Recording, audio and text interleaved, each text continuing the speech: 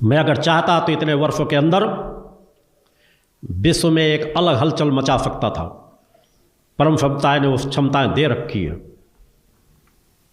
मगर उससे जिस लक्ष्य की मैं पूर्ति करना चाहता हूं उस लक्ष्य की पूर्ति न होती। बहुत बड़ी संस्था खड़ा कर लेने से लक्ष्य की पूर्ति नहीं होती।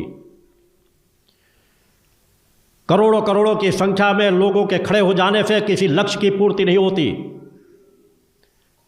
लक्ष्य की पूर्ति होती है चेतनावान साधकों साधिकाओं के खड़े हो जाने से।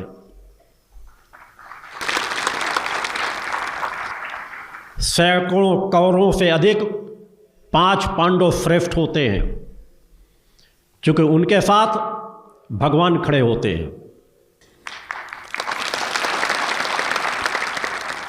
सत्य की ताकत उनके पास होती है, ऊर्जावान होते हैं, चेतनावान होते हैं, परोपकारी होते हैं, पुरुषार्थी होते हैं।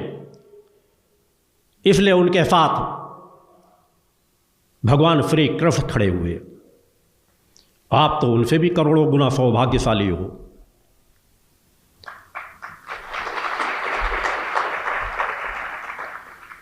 भगवान कृष्ण जैसे महायोगी भी जिस जगत जननी की रजकण पाने के लिए तरसते हैं, तड़पते हैं,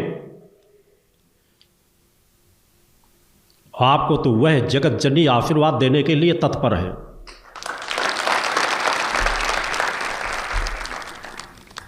आप एक ऐसे गुरु से जुड़ने का आपको सौभाग्य प्राप्त है जो सिद्धाश्रम परम धाम, मैं इस धाम की बात नहीं कर रहा, अनंत लोकों में जो माता आदि शक्ति जगत जननी जगदम्बा के दिव्य धाम शक्ति धाम के बाद दूसरा सबसे सशक्त धाम कहलाता है, जिसे मुक्ति धाम, परम धाम, दिव्य धाम कहते हैं। मैं वहाँ का योगी सच्चिदानंद हूँ। बोलो गुरुदेव भगवान की जय। उस आत्मा का सानिध्य आपको प्राप्त हो रहा है। बस आपको सत्य के पलड़े पर दृढ़ता के साथ खड़े होना है। दृढ़ता की पराकाष्ठा हो। जीवन में शिथिलता का जीवन कभी भी किसी लक्ष्य को प्राप्ति नहीं कर सकता। यह जीवन में किसी भी लक्ष्य को प्राप्त करना है तो हमारे अंदर दृढ़ता की पराकाष्ठा होनी चाहिए, सत्य की पराकाष्ठा हो, निष्ठा विश्वास की पराकाष्ठा हो, भक्ति की पराकाष्ठा हो। वैसा जीवन कार्यकर्ताओं को जीना चाहिए। ऐसा जीवन बार बार प्राप्त नहीं होगा। यह सहज यात्रा नहीं है। पहचानने का प्रयास करो कि आप किस तरह का जीवन जी रहे हो, समाज कैसा जीवन जी रहा है। निश्चित आप लोगों के जीवन में अन्य समाज से बहुत परिवर्तन है, मगर उस बहुत परिवर्तन से संतुष्ट हो जाने का, बैठने का तात्पर्य है अपनी यात्रा को विराम दे देना। जीवन में गति हो, चैतन्यता हो, प्रवाह हो।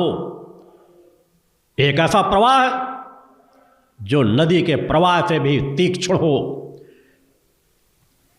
जिस प्रकार एक नदी बड़े बड़े पहाड़ों के बीच से उनका भी सीना चीरते हुए अपना रास्ता मार्ग खोज लेती है, बड़ी बड़े से बड़ी चट्टानों को भी अपने वेग से काट देती है, वैसा प्रवाह आप लोगों के अंदर होना चाहिए।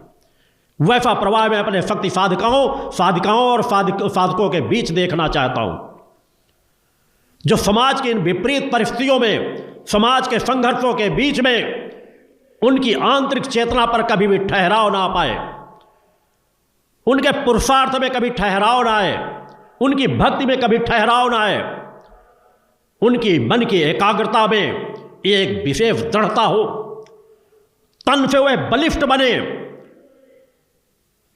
और बुद्धि की प्रखरता को प्राप्त कर सके। तभी समाज में परिवर्तन डाला जा सकता है। अपने आप को कमजोर मत समझो। इस यात्रा में तुम गरीब हो अमीर हो ये मायने नहीं रखता।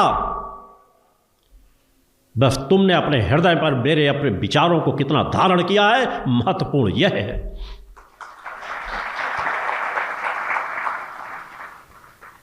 अगर तुम्हारे अंदर अपने गुरु के प्रति भक्ति की पराकाष्ठा है, एक ऐसी पराकाष्ठा जिसे कोई डिगा न सके, समाज का